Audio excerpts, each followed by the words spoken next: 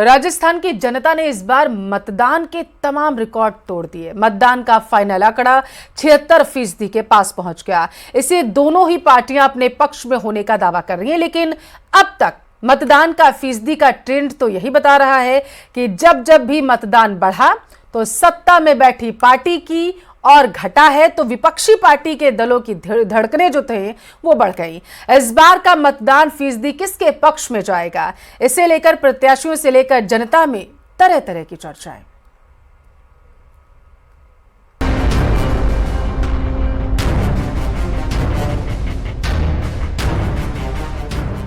Bumper voting ने राजनीतिक पार्टियों के पसीने छुड़ा दिए हैं। मतदान का प्रतिशत इस बार सारे रिकॉर्ड ध्वस्त कर चुका है।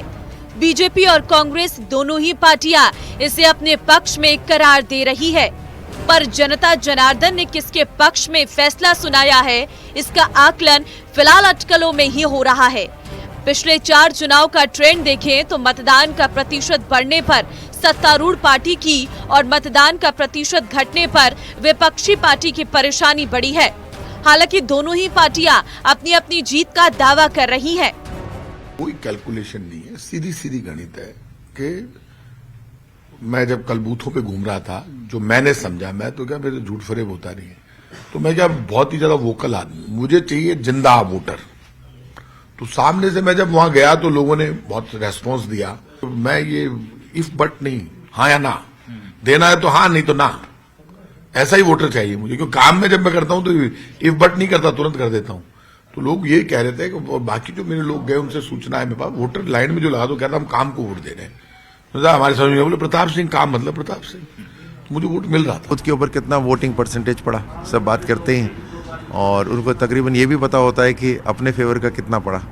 तो ये पूरी मेहनत करके जब आकर बैठते हैं रिलैक्स होकर यहाँ पर, तो ऐसी चर्चाएं होती हैं। निश्चित रूप से भारतीय जनता पार्टी की सरकार राजस्थान में बन रही है, और झोटवाड़ा में भी हमारे को जनता ने खूब आशीर्वाद दिया है, और खूब लीड के साथ हम यहाँ से जीतेंगे। 2008 के चुनाव में कांग्रेस सूबे की सत्ता पर काबिज हुई। मतदान प्रतिशत था 66.25, यानी 2003 के मुकाबले 0.93% कम। भाजपा ने 78 सीटें जीती तो कांग्रेस ने 96 सीटें जीती। बसपा विधायकों को साथ मिलाकर कांग्रेस सत्ता में आई।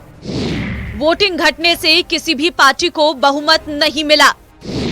भाजपा का वोट 2008 में 6% से घटकर 39.20 से 34.27 रहा। कांग्रेस का वोट 35.65 से बढ़कर 36.82 हुआ। कांग्रेस की 40 सीट बढ़ गई। 2013 में राज्य में 8% मतदान बढ़ा। बीजेपी को इसका भारी फायदा हुआ। कांग्रेस को जबरदस्त नुकसान उठाना पड़ा। प्रदेश में 75.04% वोटिंग हुई। भाजपा ने 163 सीटों पर जीत हासिल की। कांग्रेस महज 21 सीटों पर सिमट गई। भाजपा का वोट 34.27% से बढ़कर 46.07% हो गया। कांग्रेस का वोट 3% गिरा। 2018 में 0.98% मतदान घटा। वोटिंग प्रतिशत 74.06% रहा। भाजपा ने 73, कांग्रेस ने 99 सीटें जीती। कांग्रेस मुश्किल से 100 सीटों तक पहुंची। बीएसपी को कांग्रेस में मिलाकर गहलोत ने पार्टी की स्थिति मजबूत की। कांग्रेस को 78 सीटों का फायदा हुआ। बीजेपी को 90 सीटों का नुकसान उठाना पड़ा। 2023 में इस बार वोटिंग बढ़ी, जो सबको चौंका रही है। शादियों के सीजन के बावजूद लोगों में मतदान के प्रति जबरदस्त उत्साह देखा गया। जानकार मानते हैं कि इसमें करीब 6% स्विंग संभव है, जो दोनों ही पार्टियों के लिए फिलहाल चिंता का विषय बना हुआ है। राजस्थान के विधानसभा चुनावों में इस बार जो मतदान प्रतिशत में 1% की वृद्धि हुई है, अगर उसको राजनीतिक नजरिए से उसको देखने की कोशिश की जाए तो शायद बढ़ी हुई वोटिंग परसेंटेज से सीधे सीधे किसी दल को फायदा या नुकसान मुझे नजर नहीं आ रहा है।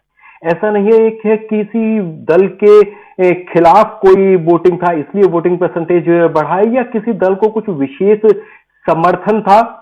मुझे ऐसा भी नहीं लगता है। मुझे इसके पीछे जो मूल कारण लगता है वो शायद इस बार जो पर्टिकुलर एक एक विधानसभा सीट है, उस पर्टिकुलर एक एक विधानसभा सीट पर जिस तरह कांटे का मुकाबला था, और शायद दोनों राजनीतिक जो बड़े राजनीतिक दल है, भारतीय जनता पार्टी और कांग्रेस, और इसके साथ में जो बागी या निर्दलीय या अदर पार्टी के लोग जो उस विधानसभा में चुनाव लड़ रहे हैं, उन सबको अपनी जीत कहीं ना कहीं होती हुई दिख रही थी।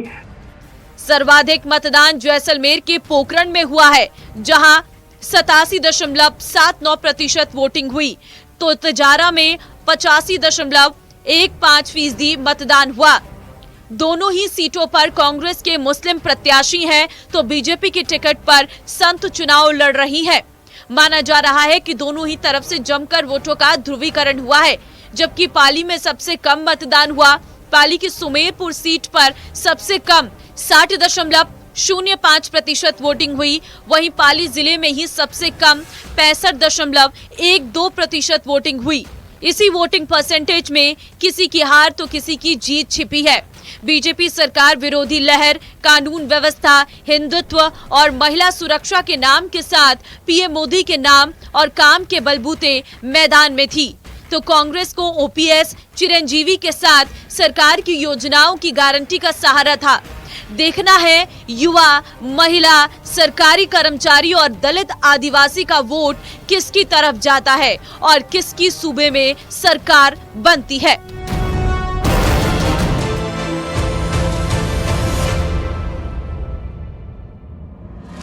बम्पर वोटिंग को कांग्रेस और बीजेपी अपने अपने पक्ष में करार दे रही है। कांग्रेस इसे गहलोत का जादू बता रही है, तो बीजेपी इसे मोदी का चमत्कार कहकर प्रचारित कर रही है। मगर मतदाता के दिल की बात सिर्फ ईवीएम के सिवा जान ही कौन सकता है। जो 3 दिसंबर को नतीजे उगलेगी तभी पता चलेगा कि आगे सूबे की सियासत का सिकंदर कौन होगा और कौन छूमंतर। कैमरा पर्सन दिलीप चेची के साथ बाबूलाल धायल, न्यूज 18 जयपुर। प्रदेश में महिलाएं आधी आबादी का नेतृत्व करती हैं, सियासी पार्टियों का बड़ा वोट बैंक मानी जाती है, लेकिन बारी जब बराबरी की आती है तो सियासी पार्टियां कदम पीछे हटा लेती हैं। अगर राजनीतिक दलों के आधार पर देखा जाए तो 2018 के विधानसभा चुनाव में महिलाओं की जीत का फीसदी पुरुषों के मुकाबले सबसे ज्यादा था, और आज हम लेकर आए हैं इसी पर एक खास रिपोर्ट, देखिए आप।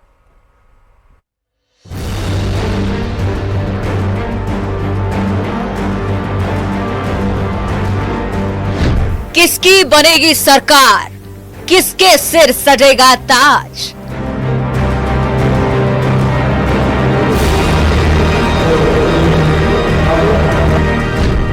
किसकी होगी जीत, किसकी होगी हार।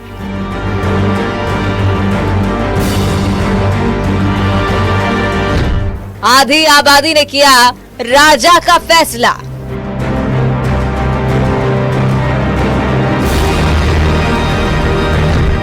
तीन दिसंबर को ऐलान और फिर राज तिलक।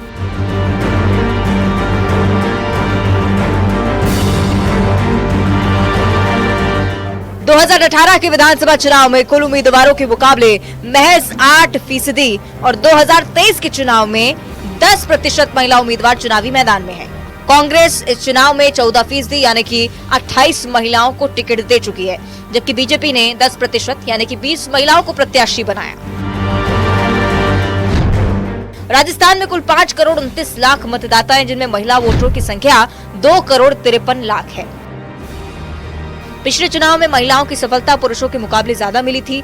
2023 के विधानसभा चुनाव में बहुजन शोषित समाज संघर्ष समता पार्टी एकमात्र ऐसी पार्टी है जिसने केवल 3 उम्मीदवार उतारे हैं और तीनों महिलाएं हैं। वहीं अन्य सियासी दलों के आंकड़ों पर नजर डालें तो बहुजन समाज पार्टी ने अपने कुल 185 उम्मीदवारों में से 22 महिलाओं को टिकट दिया है, जो लगभग 12% है।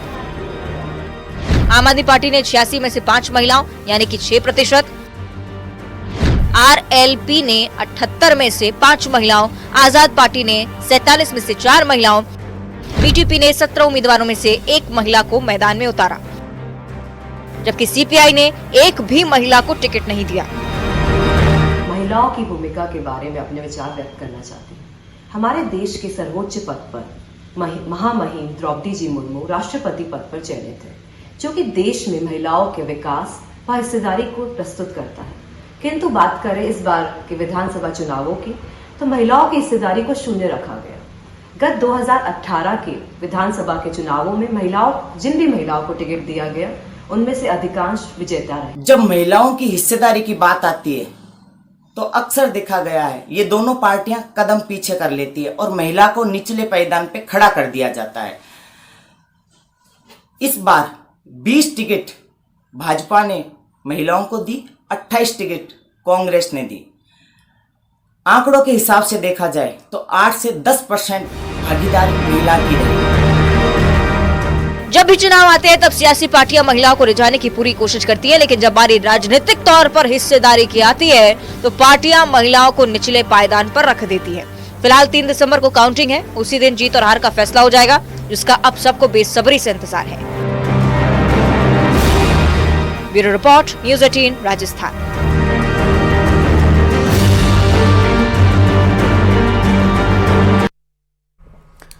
बीकानेर पश्चिम से कांग्रेस के प्रत्याशी डॉक्टर बीडी कल्ला ने अपने परिजनों के साथ चाय की चुस्कियां ली और आराम करने के साथ ही योगाभ्यास भी किया।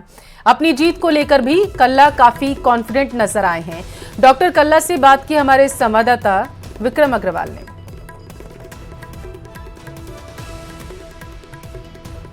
आज हमारे साथ हैं बीकानेर पश्चिम से कांग्रेस के प्रत्याशी डॉक्टर बीडी कल्ला। उन्हीं से जानते हैं कितना चुनाव में किस तरह का माहौल रहा और अब किस तरह से ये रिलैक्स कर रहे हैं। तो कल्ला साहब, चुनाव अब समाप्त हो गया है और 3 तारीख को रिजल्ट आने वाला है, कितना आश्वस्त हैं आप चुनाव को लेकर? चुनाव प्रचार के दौरान जनता का अपार जन समूह उमड़ा और उनका प्यार, स्नेह और समर्थन से ऐसा लगता है कि मुझे 3 दिसंबर को आने वाले रिजल्ट में जनता ने निश्चित रूप से चुना होगा, ऐसा मुझे विश्वास है। लेकिन बड़ा दिक्कत का ये सफर रहा होगा, क्योंकि रात और दिन प्रचार प्रसार में लगे रहे, तो अब किस तरह से रिलैक्स आप कर रहे हैं? देखिए, इतने दिनों में आज पहली बार मैं कम से कम 7 घंटे मैंने आराम किया, नहीं तो प्राय 4 घंटे, कभी 4.5 घंटे, कभी 5 घंटे से ज़्यादा नींद नहीं ले पाते थे। बायोलॉजिकल साइकिल भी डिस्टर्ब हुई। राजस्थान की अगर बात करें तो राजस्थान में आपका चेहरा बहुत एक बड़ा चेहरा है कांग्रेस का, इसीलिए शायद भाजपा ने भी अपने प्रधानमंत्री तक को आपके क्षेत्र में रोड शो के लिए उतारा है, और जो प्रत्याशी हैं वो भी एक हिंदूवादी चेहरा था। कितना मतलब मानते हैं कि कितनी वो टक्कर आपको दे पाएंगे? देखिए, हर चुनाव क्षेत्र में हर पार्टी के नेता आते हैं। हमारे यहाँ भी राहुल गांधी जी आने वाले थे, लेकिन किसी कारण से उनका प्रोग्राम पोस्टपोन हो गया। लेकिन माननीय मुख्यमंत्री जी और हमारे पार्टी के कन्हैयालाल जी वगैरह आए थे, यहाँ पर आकर के मीटिंग करके गए थे। और कुछ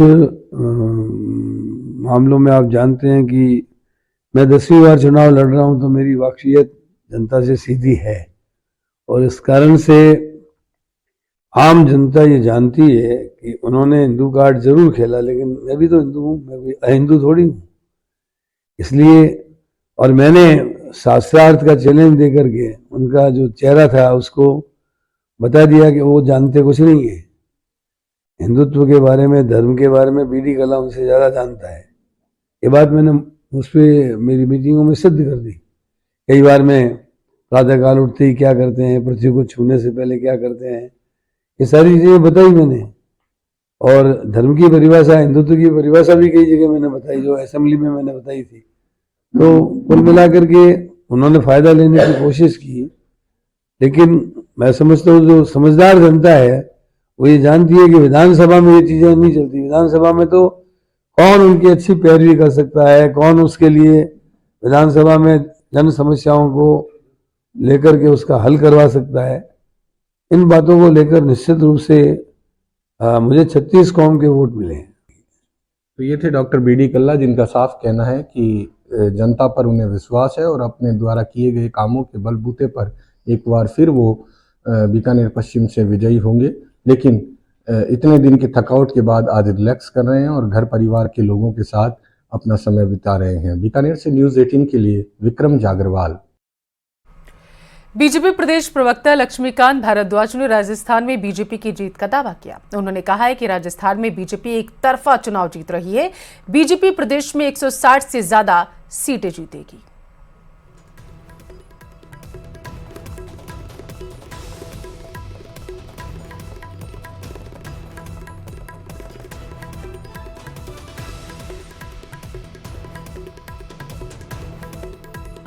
देखिए, राजस्थान की कांग्रेस सरकार के कैबिनेट मंत्री ने जिस तरह स्वीकारोक्ति की है कि उनको सरकार बनाने के लिए निर्दलीयों की जरूरत रहेगी, उसी से पता चलता है कि राजस्थान में चुनाव परिणाम क्या आने वाला है। राजस्थान में भारतीय जनता पार्टी एक तरफा चुनाव जीत रही है। प्रताप सिंह खाचरियावास ने जब आज ये स्वीकार कर लिया कि अगर उनको सरकार बनानी है तो निर्दलीयों के समर्थन की जरूरत पड़ेगी, तो परिणाम भी पता चल गया। परिणाम एक तरफा भारतीय जनता पार्टी की जीत हो रही है। प्रधानमंत्री आदरणीय नरेंद्र मोदी जी के प्रति राजस्थान की जिस तरह जनता का जिस तरह का जन समर्थन था, जिस तरह का उनके प्रति प्यार था, जिस तरह उनकी सभाओं में लोग उमड़ कर आए, जिस तरह जयपुर के रोड शो में पलक पावड़े बिछाकर जयपुर की जनता ने उनको जन समर्थन दिया, और जिस तरह पूरे राजस्थान का माहौल भारतीय जनता पार्टी के पक्ष में था, भारतीय जनता पार्टी 160 प्लस सीटें राजस्थान में जीत रही है। कांग्रेस पार्टी अपने इतिहास की सबसे बुरी हार की ओर बढ़ रही है। देखिए, राजस्थान की बीकानेर में मतदान खत्म होने के बाद अब प्रत्याशी फुर्सत के पल बिता रहे हैं। बीकानेर पूर्व से बीजेपी प्रत्याशी सिद्धि कुमारी ने पैलेस के बगीचे में योगा किया। सिद्धि कुमारी ने कहा है कि चुनावी घमासान के बाद अब जीवन वापस से सामान्य रूप में लौट रहा है और अब 3 दिसंबर को जब ईवीएम खुलेगी तो भाजपा के पक्ष में माहौल दिखेगा और प्रदेश एक बार फिर से भाजपा की सरकार बनेगी।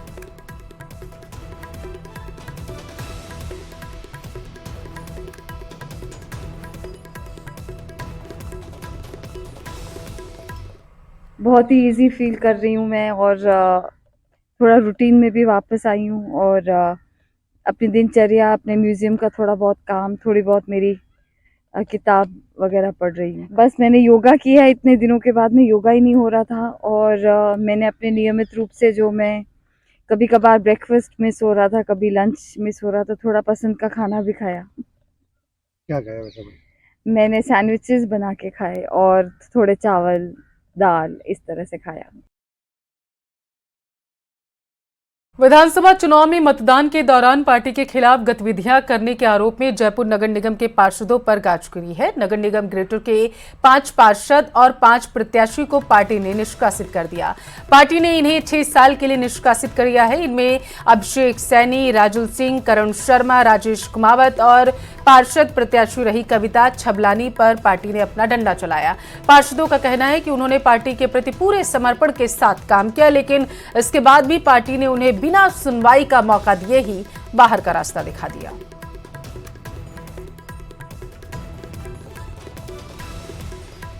मीडिया के माध्यम से मुझे जानकारी मिली कि कांग्रेस पार्टी ने मुझे और मेरे साथी पार्षदों को 6 वर्ष के लिए निष्कासित कर दिया।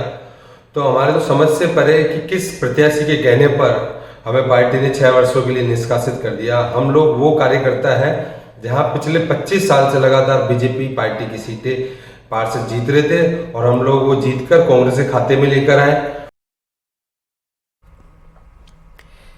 प्रदेश की पूर्व मुख्यमंत्री वसुंधरा राजे ने रविवार को उस दरबार में शीश नवाया है जिसे पूरे देश की राजनीतिक हस्तियां अपना संकटमोचक मानती हैं। कहां है ये मंदिर और क्यों यहां साधना आराधना सत्ता प्राप्ति का अनिवार्य उपाय कहा जाता है? रिपोर्ट में देखिए।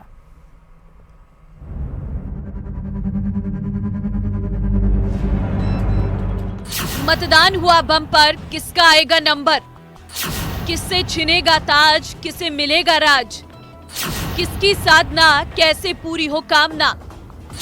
शक्ति की पूजा, सत्ता का वरदान, सत्ता की देवी त्रिपुर सुंदरी। बम्पर वोटिंग हुई, वोटर्स ने अपना फैसला ईवीएम में कैद कर दिया। किसकी सरकार बनेगी इसका फैसला 3 दिसंबर को होगा। तब तक दोनों प्रमुख पार्टियां कांग्रेस और बीजेपी अपनी अपनी जीत के दावे कर रही हैं। विजय के दावे भले ही बढ़कर किए जा रही हों, लेकिन किसके सिर पर जीत का सेहरा बंधने जा रहा है ये 3 दिसंबर से पहले भला कोई कैसे जान सकता है। इसलिए सत्ता प्राप्ति के उपायों, साधना, आराधना, व्रत, अनुष्ठान की चर्चा भी जोर पकड़ने लगी है। उस शक्तिपीठ पर चहल पहल बढ़ गई है जिसकी साधना आराधना से साधकों को सत्ता का वरदान मिलता है। वैसे तो भक्तों के मन की मुराद पूरी करने वाले आस्था के कई स्थानों के बारे में आप सुनते आए होंगे, लेकिन ये वो शक्तिपीठ है जिसकी ख्याति सत्ता का सुख देने वाली देवी के रूप में विख्यात है। बांसवाड़ा जिले में स्थित त्रिपुर सुंदरी माता का ये वो मंदिर है जो राजनेताओं की संकट मोचक देवी के रूप में विख्यात हो चुकी है। यह मां त्रिपुर सुंदरी साम्राज्य को प्रदान करने वाली है, इसलिए ही साम्राज्य के इच्छुक जितने भी नेतृगण हैं वह यहाँ पर मां के पास में अपनी प्रार्थना करते हैं और सभी मनोकामना के लिए अपने भाव को प्रकट करती हैं। इस शक्तिपीठ के प्रति सिर्फ स्थानीय श्रद्धालु ही नहीं बल्कि विशिष्ट और अति विशिष्ट जनों की भी आस्थाएं जुड़ी हुई हैं। राजस्थान, एमपी, गुजरात सहित पूरे देश के कई सियासी दिग्गज यहां अपनी मन्नतों की झोली लिए आते हैं और आश्वस्त करने वाली माता की मुस्कान लिए लौटते हैं। मां के दर्शन के लिए प्रधान और चलिए इसी के साथ फिलहाल के लिए